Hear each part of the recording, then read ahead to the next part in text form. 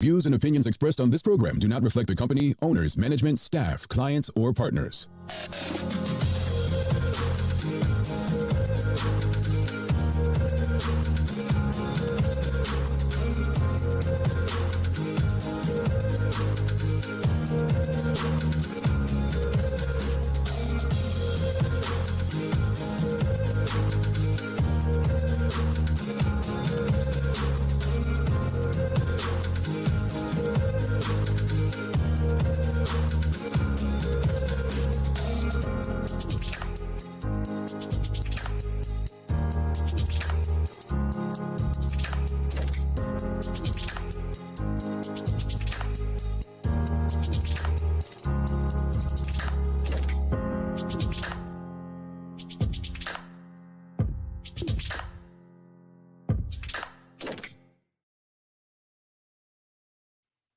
It's Thursday, the 15th day of April, 2021. Welcome to the Daily Hour, brought to you by Medical House One Communications and Linda's. I'm Jamal Hartman. She's Carla Zool. Thanks for making us part of your daily routine. If you're watching online, share the link. If you're on Facebook, start a watch party. If you're on Twitter, retweet it. If you're watching on Channel 82 or listening on the Full 100 radio station, call someone up and let them know we're on. Just get the conversation out there to your network. Another good one today. Oh, don't forget to engage with us. I keep forgetting that one because you step up sometimes. Another good one today, as the newly appointed CEO of the Bermuda Tourism Authority, Charles H. Jeffers II, is stopping by for what I believe is his first public conversation since being appointed. So looking forward to that. The Daily Play is a name that place. So I said I am going to recycle a question for Carla that we asked her last year, right? Last year. And I said, I'm going to do it because I just want to see if she would remember. And it's a very easy one that geographically, I think a lot of people don't get right. Because when we asked this before, people were all over the globe. So it's going to be an interesting one. But we've got a lot to talk about. We've got to talk about Minister Renee Ming. We've got to talk about Doctors Karika and Dr. Amne. And then we're going to also talk about a mindset shift. And what I mean by mindset shift, I am actually, I don't think people realize how, I'm going to say stupid they sound when they say their mind can't be changed. But like literally how stupid you sound when you say that. Part of learning and life and living and growing is having the ability to learn new things, to become better and evolve. Like you don't, one of those old sayings that people used to always say, and people still say it to this day, if it's not broke, don't fix it. Please retire that. It is the stupidest saying, the legit stupidest thing you can literally say in 2021. So we're going to talk about mindset shift.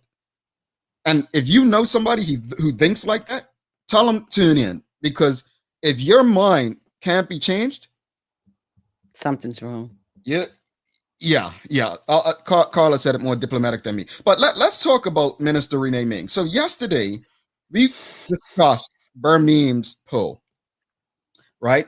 And I actually was shocked that the results were so low for the Minister Ming. I think only the Minister of Education had lower favorable ratings, according to Bermuda's polls on Twitter. I know you all going to say they're not scientific, whatever that means, but I'm taking it for what it is. The people spoke.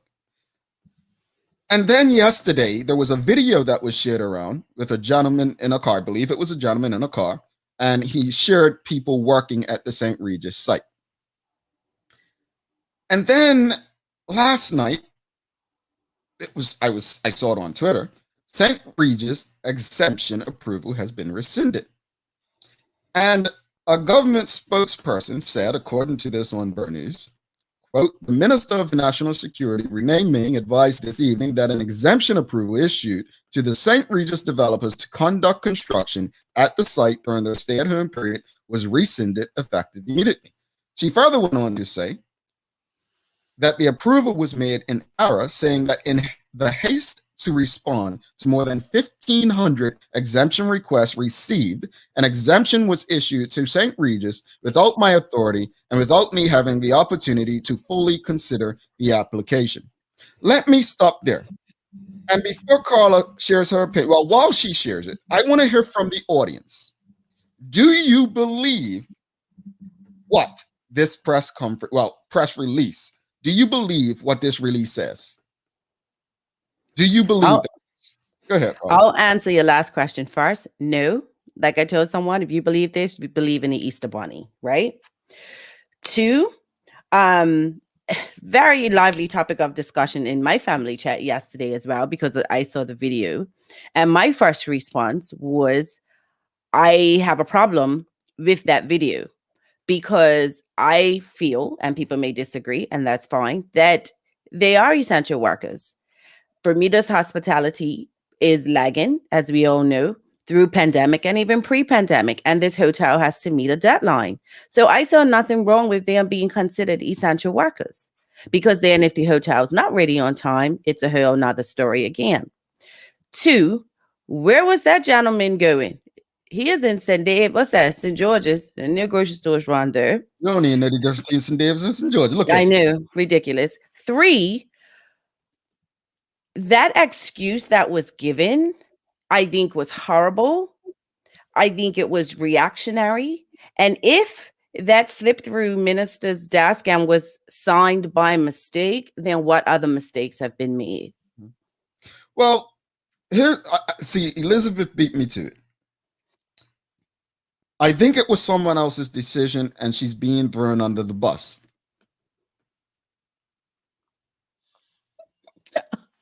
I'm got apple juice. No tea. I want that marinate with folks. I want that to marinate what Elizabeth just said. Because if this is true, Minister Ming had a nice job before she was made a cabinet minister. If this is true, maybe it's time for some people to make some decisions that are in cabinet. I'm not telling them what to do. But if I had a boss that threw me under the bus, let me take that back. If I had someone around me that's throwing me under the bus, I do call every day. But if I had one, I would probably, do things differently. Now, again, I'm not insinuating her boss did that to her. You all can do what you want with that information. I'm just saying, something don't seem right here. That took away all her credibility. I'm sorry. And it actually said in one of the stories I read, it did say, as a result of the video that was circulated. So come on. One thing I can say, and I was just about to say to you before we came on air, one thing about you say what you mean what you say, you stand regardless of who is against you, right? So whoever took that decision, stand by it, take the heat. But to give a weak excuse for that, for why you're rescinding it, so put your HR hat, not HR, dang, PR hat on, right? It's a difference between HR and PR, folks, trust me. Put your PR hat on. What should they have said in response to this being blown out of proportion? Whatever decision, whatever the decision was that was taken, speak it. I feel personally that they are essential workers. They're working to get that hotel, whether we like it or not, ready. So stand in that, take the heat, but you stand by your decision. Personally, I have more respect for people who do that. That right there, I cannot see that coming from Minister Ming. And if it did, because regardless, it's in public space, so technically it did, it would make me wonder what else has slipped through the cracks, or what other mistakes have been made behind the scenes that are costly, because now you got a bunch of people who are out of work today. So, well, before we move on, let me just say this. People always say, yeah, Jamel, you should get into politics. Over 4 years, from 2016 to 2020, the world dealt with President Donald Trump. And while I see things very differently when it comes to President Trump than most people, I think that my leadership would closely relate to his. And here's what I mean. Donald Trump was a dream for us, and we don't even know it. Donald Trump was a dream from this respect. We always wanted someone who said what they felt. We always wanted someone where we know where they stand. We wanted someone who literally does not know how to keep their feelings to themselves. Now, all his policies and legislation we may disagree with, but as far as personality, that's probably what we look for. I say that because I probably, in this same position as Minister Ming, and again, I don't have that responsibility, would have said, yeah, we made this decision, like Carla said, because we consider this essential for Bermuda's economy, and this is why these are the tests that the workers have to go through. These are the bubbles that they have to stay in. But instead, you've now led to a bit of increased mistrust. This is not helping. Cornell Francis says, hotel developer noted in the RG that the pre-merits and team approved it. I see. It was said in the news. I didn't say, I didn't call names. Don't say it was me. Look, want to move on from that real quickly. Let's go. I'll go do two more comments on this. Tamara Richardson says there can be any number of reasons work must continue. The construction industry representatives gave an example. However, communicating truthfully why the exemption was granted is all that was required. Blast the minister for falling on this sword. Want to move on. So for those who have Twitter, apparently I started a fight yesterday. Not a fight, but I started trouble. And you all know me. I'm an innocent. I'm a pretty nice guy. I'm not an instigator like people try to make me out to seem, right? So I tweeted something to this effect. I don't even remember what I tweeted. I basically said I'm no Don King, but I would love to get Dr. Karika and Dr. Emne in a conversation. And because I mentioned Don King, I guess people figured, oh, he's trying to get them to debate, da da da da. That's not actually the case. That's not what I was trying to do. I have much respect for both of them. They have different perspectives, but they actually agree in some spaces if you look and read without your bias. Mm-hmm. One of the reasons I would love to have them together is because Bermuda has always had divisiveness, right? Mostly in the political space, it's been race. But in my lifetime, I have not seen anything so divisive as to the COVID pandemic, including the vaccine, right? And I would love for them to both sit down, have a conversation with you all in a way that may actually bring us together. Not so that they're arguing, going back and forth, and it causes more division, but so that we can actually hear them out, shape our opinions based on the information that they share with us. Everything doesn't have to be a cat scratch. That's not what I was trying to do there. And I want to just touch on the mindset shift. What I mean by that. I see people walk, on social media spouting. My mind can't be changed. They can say this, they can say that. Folks, if that's the way you think, just walk off the earth. Seriously. And I'm going to give you an example. When I was a delegate in the PLP, and I've told this story on this show before, but I'll tell it to the calls come home. I was one of those young people, early 20s, right? Heavily against cannabis, marijuana, weed, ganja, whatever you choose to call it.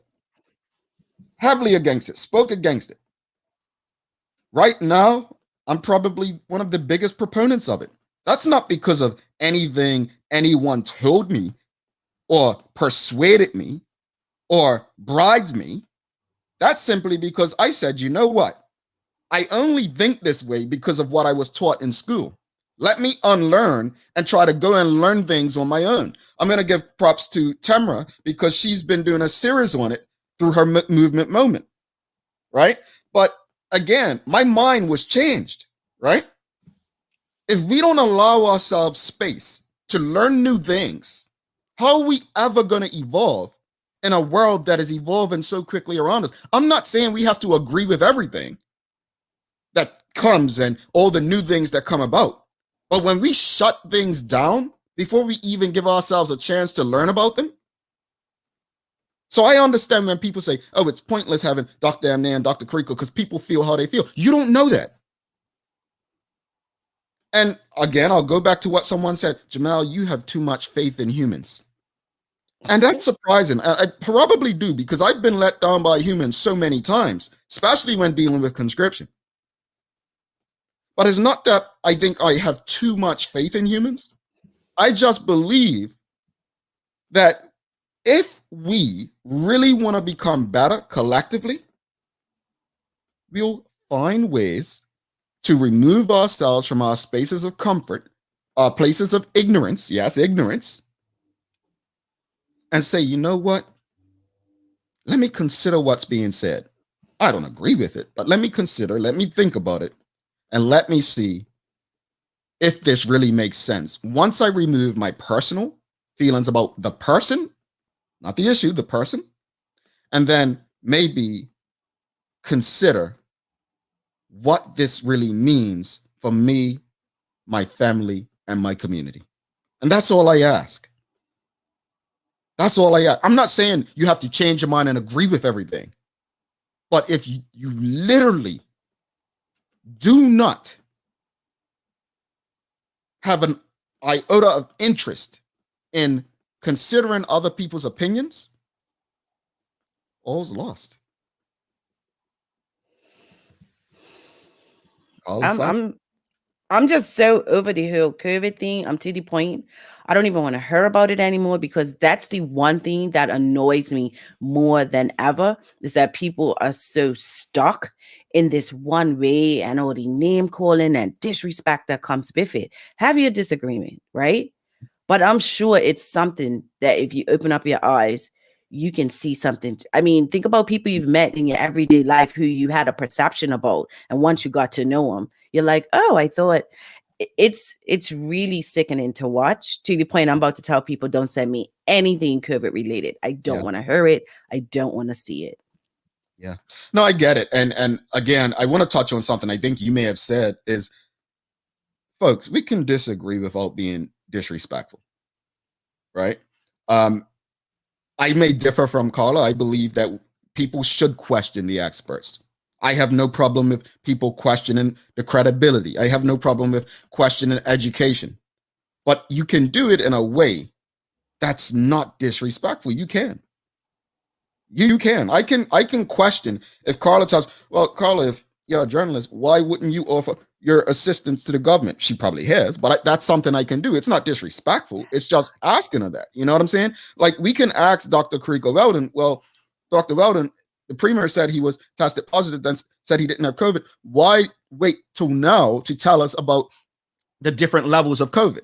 We could say that without being disrespectful and saying, oh, now she wants to come out. Like, it's ways to do this, folks. It's ways. There really are. Let's take care of these two comments, get to the news break, and we have our guest of the day, Charles H. Jeffers, the, I love to say this, first Black Bermudian appointed CEO for the Bermuda Tourism Authority. Looking forward to this convo. Let's hit Jody, Carla. Morning, all, in Jody voice. Continuous learning and really listening to others' perspectives is important. Seek first to understand before seeking to be understood. Indeed. Tamara Richardson says, but what matters most are the people holding the entrenched positions making the laws. Individual conversations are just noise at this point. I want to know our government is open to diversity of thought. Fair point, Tamara. Seriously, fair point. Sean Smith, wow, I didn't realize that the construction industry stopped in Bermuda. Here, the construction industry never closed. You can go into any building supplies stores and purchase what you need. And here he's talking about he's in Europe, right? He's in Portugal. And the same in the UK. Okay. Mia Hartman says, that's the thing. Folks think you shouldn't question. Sure, you should be able to do so. If you don't know how would you learn? Sorry. It's not what you say, it's how you say it. All righty. Let's go to the news break. And I think the audience, they're shouting for Charles. I hear him. Charles. So after this news break, we're going to bring on Charles H. Jeffers II and talk to him about his plans for the Bermuda Tourism Authority as the new CEO. Over to you, Carla.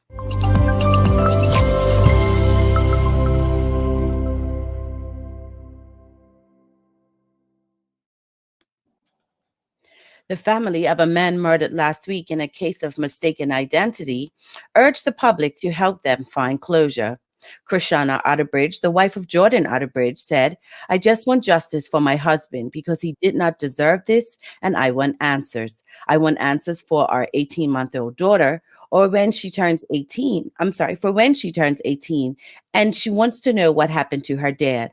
I want to be able to tell her, as well as my 10-year-old daughter, who is his stepdaughter. We just need the closure. Even if this is not a chapter in my life, I want to close." Mr. Otterbridge, 33, was fatally shot at around 10:30 p.m. on April 6 near the junction of Orge Road and Tribe Road number 2 as he walked home from a card game. Mrs. Otterbridge said, "There are no words to describe the impact the tragedy has had on this family. I can't stop thinking about our 18-month-old daughter who cannot remember, see, or understand how much her father loved her. This is just a nightmare and just replays in my mind all day, every day. I'm lost for words because my husband is such a great man." The proceeding was courtesy of the Royal Gazette. Jamal, today is dedicated to you. Every day they are out there taking care and helping out their families in millions of different ways, both large and small. Things have changed over the years, and a husband's role has changed right along with it. Men take more responsibility for the household and children than in any other previous generation. What hasn't changed is the appreciation that these amazing husbands deserve for all their tireless efforts. Husbands work hard and they deserve to be appreciated.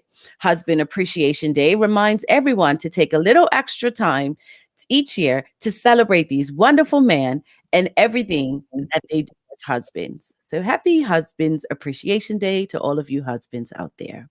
Turning to weather, the temperature in Bermuda is expected to reach a high of 69 today. Boston, Massachusetts will see a high of 51, and Brighton, UK, a high of 50. That's your Daily Hour news break.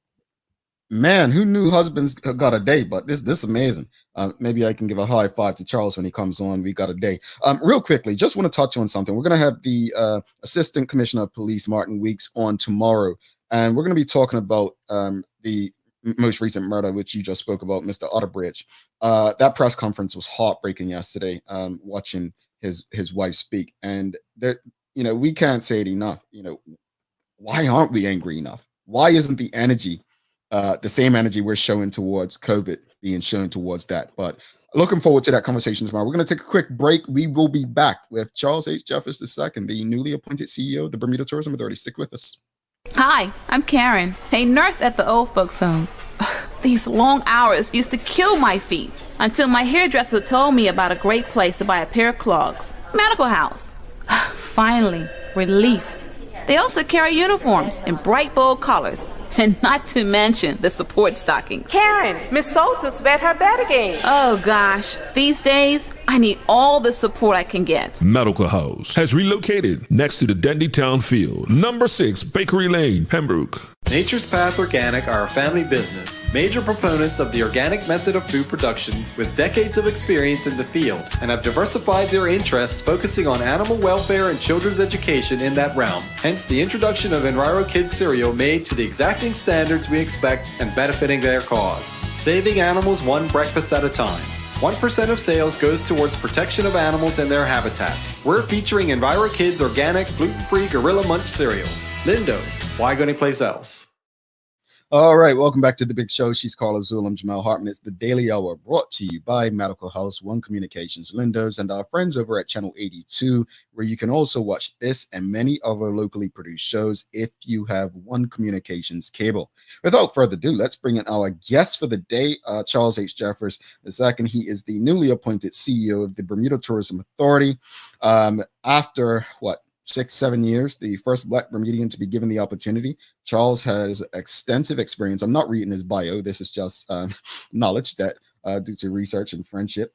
He has an extensive background in destination marketing, having worked at in Atlanta at the Convention Bureau. He is most recent position in Baltimore, and now Bermuda is lucky to have him back to lead our charge out of the pandemic. So without further ado, let's bring in Charles H. Jeffers II. Don't want to get him mixed up with the Mr. Jeffers, because we can't call Charles Mr. Jeffers, his father, with the same name. Welcome to the show, Charles. How are you? I'm doing well. Good morning, brother Jamal. I got up. Is that how you say it? Wow, that's how you doing me. Okay. Wow. He was holding that in. I Good would. morning. So this is just me kind of now. This is an inside joke for those of you that don't know. That Yeah, was for all the Jamal new voice viewers. when he was 8. Wow. I love it. I love it. But Charles, real quick, do people get you and your father mixed up? Like, were people like saying, "Oh, look"? Did anyone call your father to say, "Hey, congratulations on a new job" or anything? Because you have this name. They did. When I talked to my dad after the announcement was made, he said, "Yeah." He says people were calling me saying, "Congratulations! I didn't know you were even interested in that." He's like, "I'm retired. I'm not trying to do this." It's my son. Amazing, amazing. It's your father, Mr. Jaffers. I know he's very active. He's out there. Many people probably knew him for a while because he's always in and out of the news for different things. He's very influential in connecting Bermudians to their heritage in St. Kitts and so on. But this isn't, with all due respect, Mr. Jaffers, this isn't about you today. It's about Junior. Well, indirectly, it's about him because, as I always say, if it wasn't for my parents and my grandparents and my friends and family, there would be no Charles. And not that I've arrived at anything, but it's always because of the people who have helped me and pushed me. So it's not directly about him, and he may regret that, but indirectly it is. Oh, trust me, when we bring him on to talk about what he does, we ain't talking about you. So, but, no, Charles, thank you for coming on. Thank you for having me. We have a lot we want to talk to you about, and trust me, we'll probably have to bring you back on. But speak to us about what do you bring to this position that can get Bermuda tourism back to the top? Sure. So once again, thank you guys for having me. And as a frequent viewer of the show, it's great to be on this side of the camera. But what do I bring? I bring, over 26 years of industry knowledge. And when I say industry knowledge, I'm not just talking about, working in hospitality, because if you want to include all of my hospitality knowledge, I actually started in 1984 working at the Southampton Princess as a busboy and got promoted to a waiter in the Newport room. And so if you want to include all of that, that's what, 30 or 40 something years of experience, I think, or close to it. But in destination marketing, I've been working for 26 years. And honestly, I just sort of fell into the industry. I didn't know what destination marketing was all about.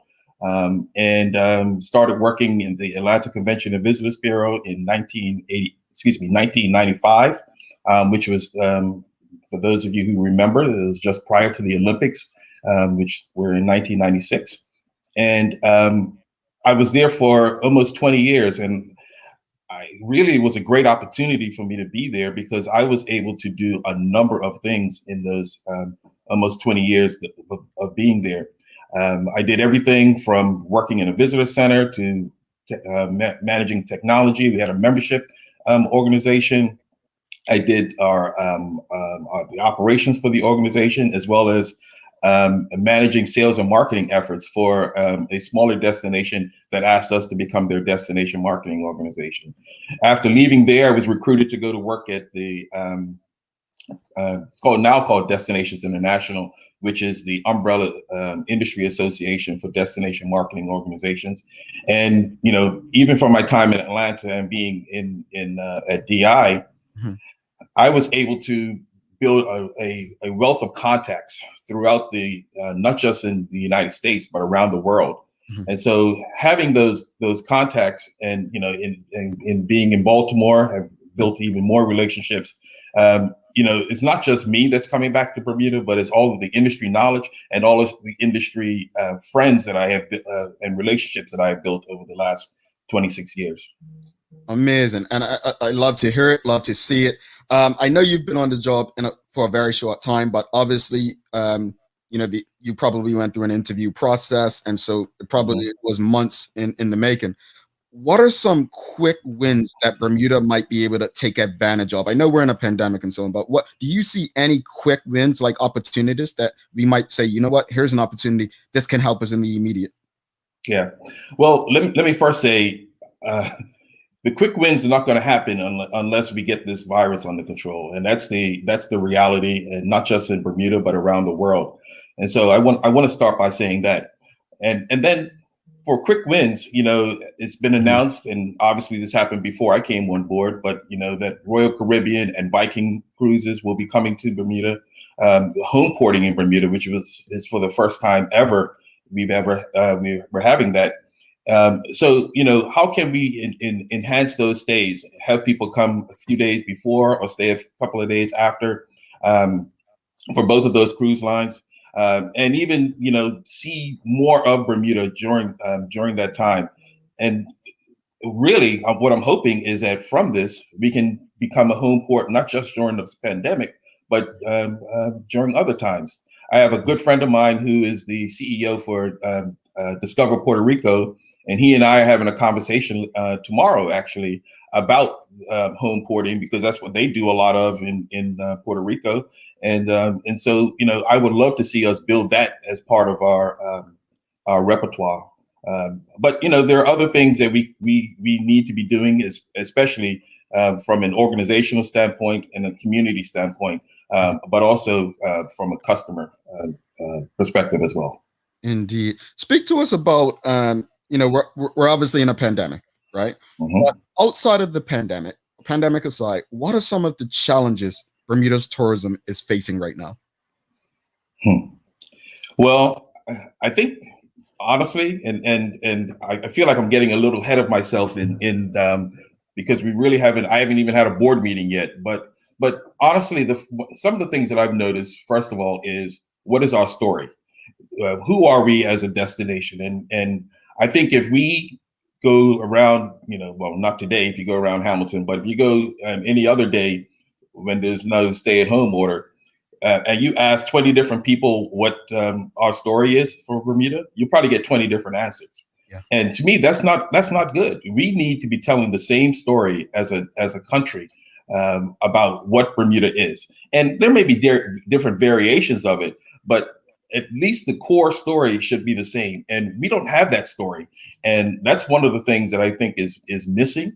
And then the other part of it that's missing, in my opinion, is, as someone who lived out of the country for almost 30 years, I don't think we have a good connection between those who live outside of Bermuda, those Bermudians who live outside of Bermuda, and Bermuda. I always say the number one salespeople for Bermuda are other Bermudians.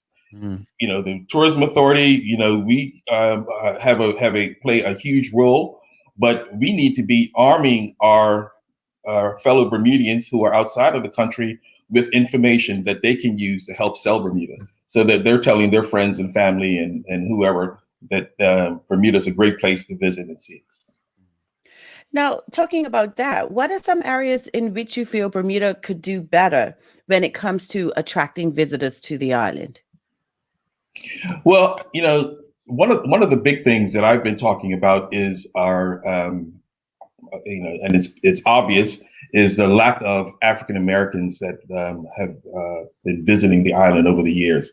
We've had spurts of it, but as someone who lived in Atlanta for almost 25 years, I could probably count on one hand the number of times that I saw anything promoting Bermuda while living in Atlanta.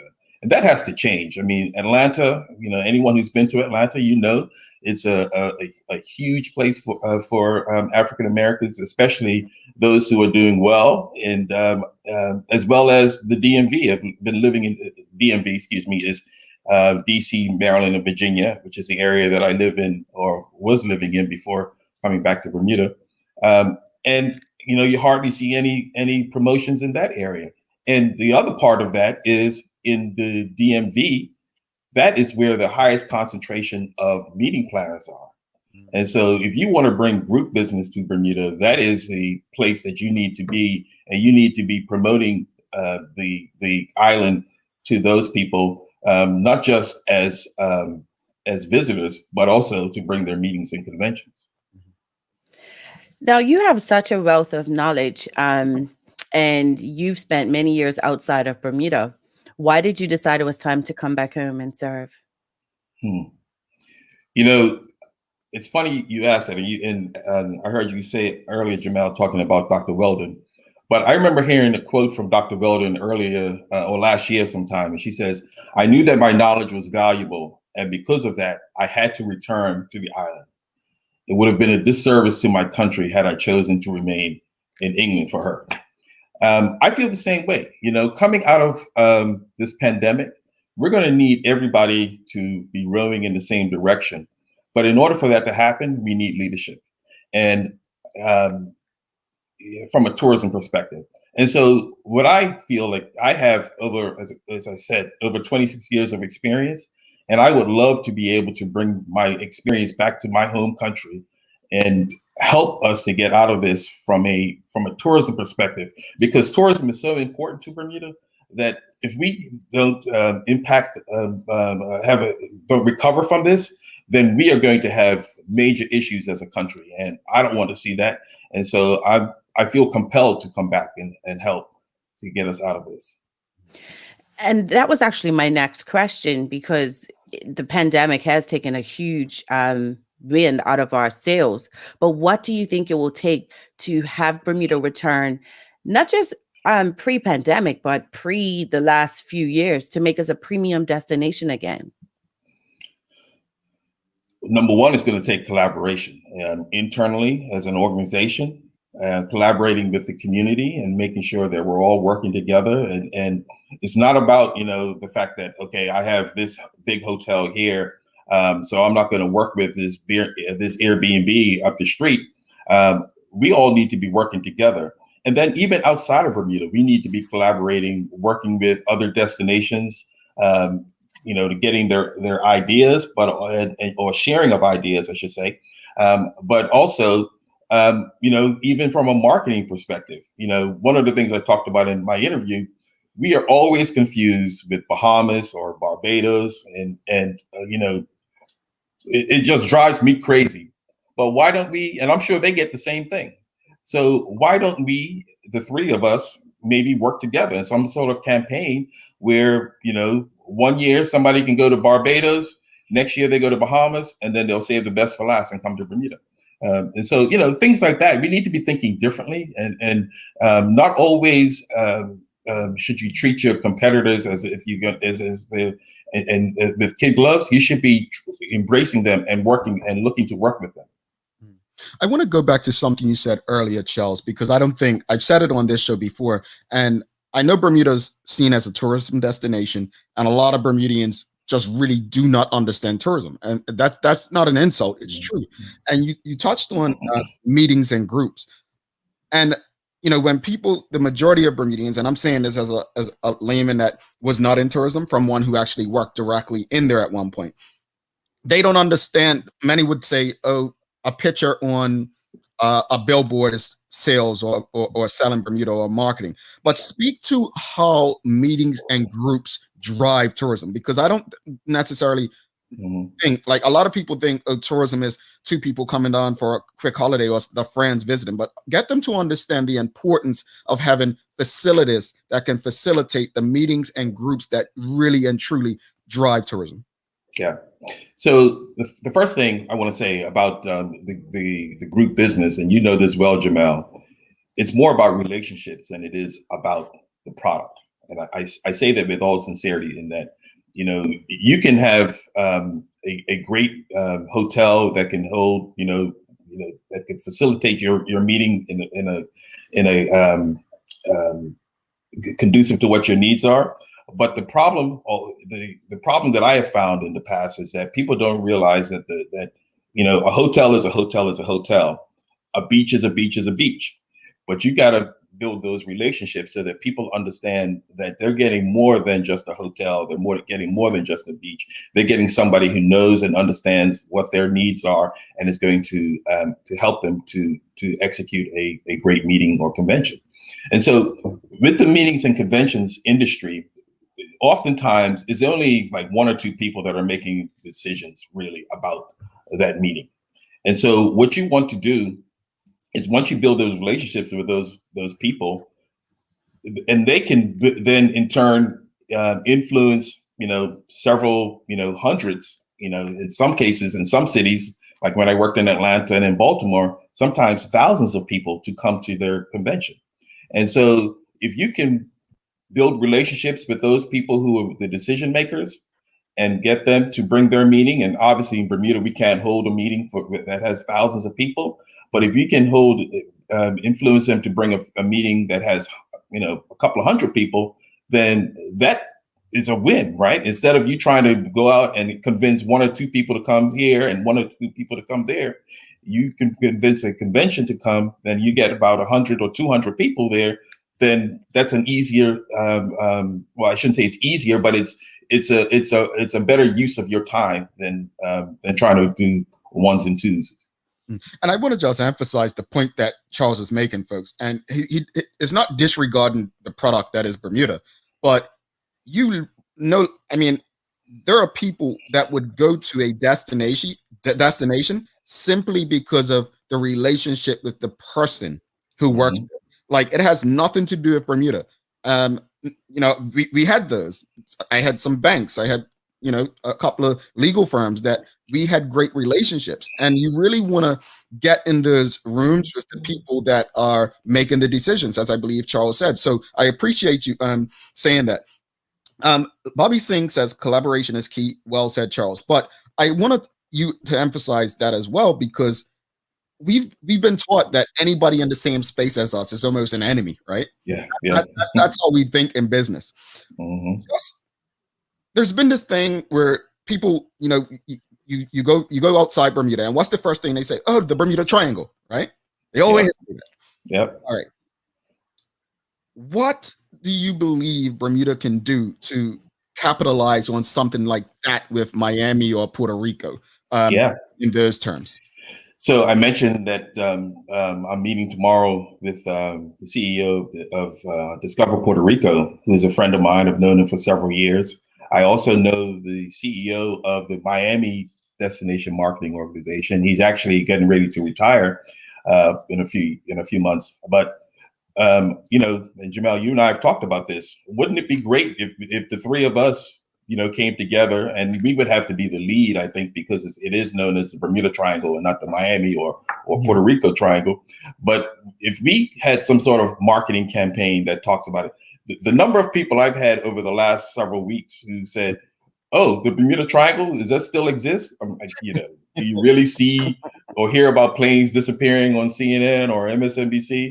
But that's another thing that we can take advantage of, because people have heard of the Bermuda Triangle, and why not play on that in some regard? All right, Sean Smith has a question here. Will you be encouraging our brothers and sisters from the South Caribbean to vacation in Bermuda, being that they love to work here? I don't think we should be excluding anyone from coming to Bermuda. So yes, just like many Bermudians enjoy going to the South in the Caribbean, I think we should be marketing ourselves to them. For some reason in the past, that doesn't seem to have been a target of ours, and I'm not sure why. But I know that moving forward, we're going to try to embrace and encourage people from all corners of the globe to come and see us, but especially those who are close to us, like in the Caribbean. All right. Michael Brangman says the people who have defined us have represented us as restrictive, old-fashioned, and quiet place to play golf and have board meetings. I guess, we just spoke about meetings and groups, but would you say that you're in a space where you can change that in the immediate, or is that something that we can expect over time? Well, I think part of the reason for that is Bermuda is not the same Bermuda when I started in 1984, working in the industry, in that, we don't have the nightlife that we used to have. You're probably too young to remember this, Jamel, but, Disco 40. I didn't say you, Carla. No, he is.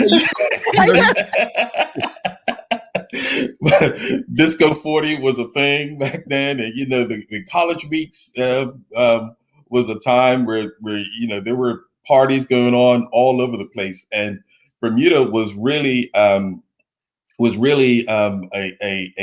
hotbed for nightlife, and that's what it's going to take, right?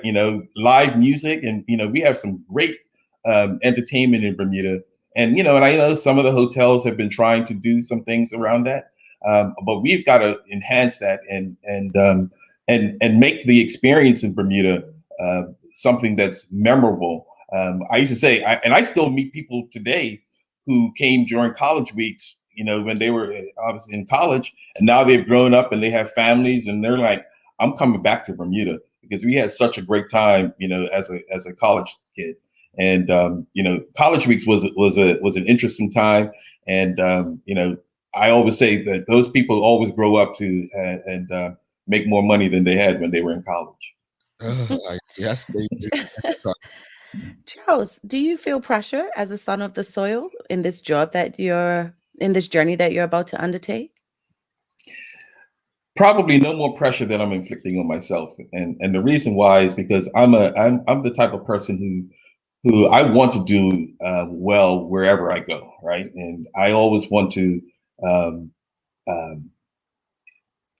I always want to be an agent of change wherever I go. And so the pressure that I feel is probably more self-inflicted than it is from external, stakeholders. So, I'm up for it. I'm ready for it. I feel like I'm well prepared. Nobody knows the Bermuda hospitality industry and destination marketing industry better than me. And I'm not saying that to be arrogant. I'm just saying that because that's just a statement of fact. And if I don't do it, who will? And so I'm just trying to, as I said earlier, do my part and come back and help my country recover from this.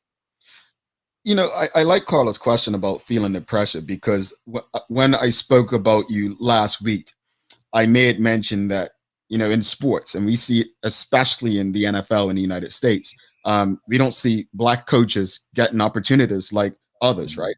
And then when they do get the opportunities, they get the rebuilds, right? And then when let's use Golden State Warriors. That's a perfect example. Mark Jackson got that team to a place. Steve Kerr, no experience as a head coach, right?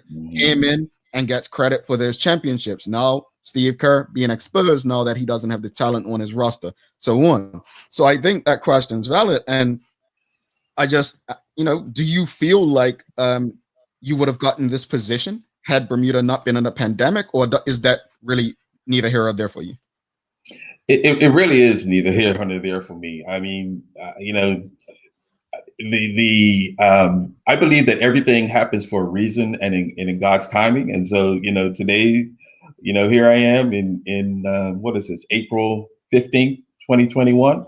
And I'm the CEO of the Bermuda Tourism Authority, and I'm excited to be that. So I look forward to working with a great team to continue to grow our tourism product and really attracting more people to come and see our fantastic island.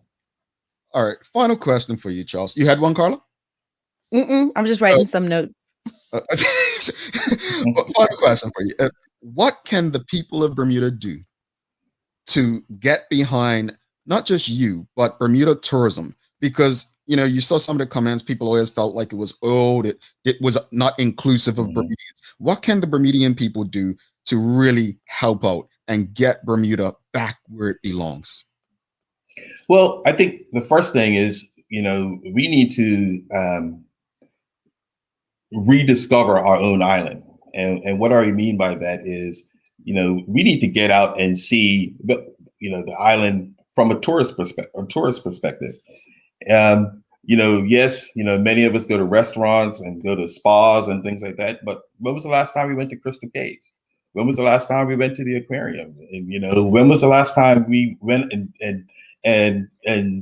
climb Gibbs Hill Lighthouse and do the things that many of us did when we were kids, but haven't done in many, many years. So I think that's the first thing, because from there, you're going to see what the tourist sees, and you will be able to say, something, this is what's missing from this experience. And that's what people are looking for more than anything now in the tourism space, is that they're looking for experiences. And sometimes we take for granted what's right in our backyard. And so I would encourage people to first get out and see the island from a tourism perspective.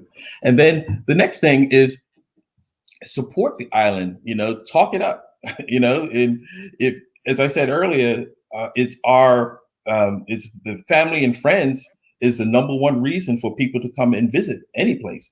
And so I wish that people would just come and see the island, but they would also talk it up to their friends and family that are living abroad, and encourage them to come and experience Bermuda during Cup Match, or even hopefully we have Cup Match this year, or any other time, because there's always something fun to do, and I think there's always something that people can learn about our heritage and the importance that we've had, the impact, that we've had on the region, and not just in Bermuda. Charles, I know Carla John was being facetious when she asked, what school did you go? And, these Barclayites are just such bullies sometimes. But her question, and people are answering her, right? Which is funny in the comments. Every time you've gone Barclay. But here's the key question for the Barclayites that you have to answer. And this is going to determine how they support you. All right. So Carla, that's a serious question for Charles. Gold House or Mug Greenhouse? Well, it was not Mug Greenhouse. It was Gold House. And, gold is very precious. I'm not sure what green is, but gold is very precious. And that was my house. And I'm a very, very proud Gold House Barclayite. Well, folks, there you have it. There comes the first divisive part. And then the other question is, what Cup Match team? Oh yeah. Hold on. Somerset. Please let them know that you I know. the best team in Cup Match. Let them know. So it's been many years since I've been home, right? Mm-hmm. And it's been many years since my team has won. But this year, it's our year. It's our year. It was our year last year, and Somerset canceled. Yep. Because they were scared. Yep. This year, I'm hoping that they don't try to cancel it again. I hope they show up and bring the cup, because it's not going back west. That's Austin George's air horn, folks. Hey, look, man, this is fun. These are fun. Look, I'm going to be honest. I'm excited for Bermuda. I'm excited for Bermuda because I think that they have someone that's relatable, someone who's ingrained. It's despite the amount of time you've been outside of Bermuda, you're ingrained in the Bermudian way, the culture. And my hope is that Bermudians, look, we're not all going to agree. I mean, look, some people are for Somerset and Cup Match, right? And some people were in Mug Greenhouse. I think that was the one I said. Yep. We're not all going to agree. No. But honestly, we have what we wanted in Charles. Let's get behind him. Let's get behind Bermuda tourism, and let's get Bermuda back to the place it belongs. Charles, you know that the door is open. Whenever the BTA has something going on, please know you and your team are invited. You have an amazing team over there. We recently had Miss Hazel Clark on. Yes. Amazing person there. You have some great people, Tashay Thompson, and many others. So you have some amazing people there. I hope that you all continue to find creative ways to build Bermuda back as a destination. And from the comments on this show and the feedback, the people are behind you. So thank you for what you decided to do, which is come back home. Yes, I consider myself home. This show here in Bermuda. Thank you for that. And we hope that we can repay you as you repay the country, and have a mutually successful relationship. So thank you. Thank you. Thank you so much. I do want to say one quick thing before I go. I know you're up against time, but I give credit to this show for helping me to get this job. And I say that because, you say that I have connected to the island. I can tell you since May of last year, and again, many of you know that I watch it almost every day. I have learned so much about the island that I didn't know. And I feel an even deeper connection because of this show. And so I appreciate you all, and I will continue to support. I'm probably going to need you to start an hour earlier if you can, so that because I got work to do, right? And it's an hour later in Bermuda. But I want to thank you, Carla and Jamal. Yes. Can you please do the goodbye Carla voice and Jamal voice, please? Bye. Bye, Carla. Thanks. Have a good day.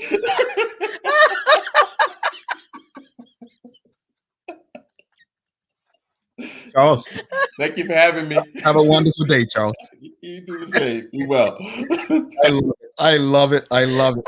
Don't go anywhere because I have a trick question for Carla because I figured she thought the Daily Play would be about Bermuda and a Bermudian attraction. And I said, no, I'm going to switch it up. So I'm letting you know it's not Bermuda.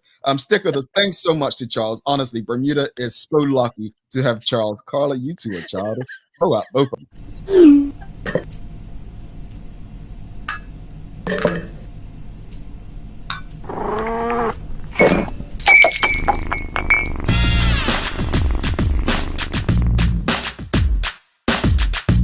Tune in to the Full 100 Radio every Tuesday through Sunday at 7 p.m. Bermuda time as we bring you the love, romance, sexiness with nighttime jams only on your station for conversations and entertainment.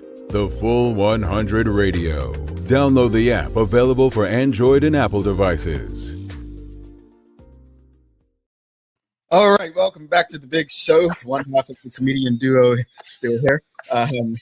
Carla Zul there. I'm Jamal Hartman. Thanks again to Medical House, One Communications, Lynn Doves, Channel 82, everyone that continues to support. Folks, if you enjoyed today's episode, please smash a like.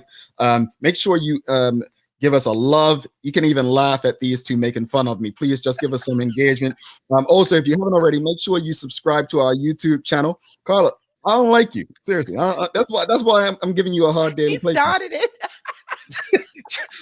Charles is amazing, isn't he? It's amazing. That was good. That was good. So here's the Daily Play. Trick question. Help her out, folks. The question is, we've had this before, so she should get this right. What are the 6 states that make up the New England region in the United States? Oh. Massachusetts. I'm trying to states. Massachusetts, New England. Is New England a state? No. I said the New England region. No. Massachusetts, Vermont, Maine, Connecticut. 2 more. I don't know. Help her out, folks. 2 more. I don't know. I don't know. I can't remember the 4 I just said. I said Massachusetts, Philly? Vermont, Connecticut, and Maine. Philly is not a state. Well, yeah, you know what I mean. Pennsylvania. No. 2 more. Nobody knows because people are probably Googling. Oh, New Hampshire. Yep. And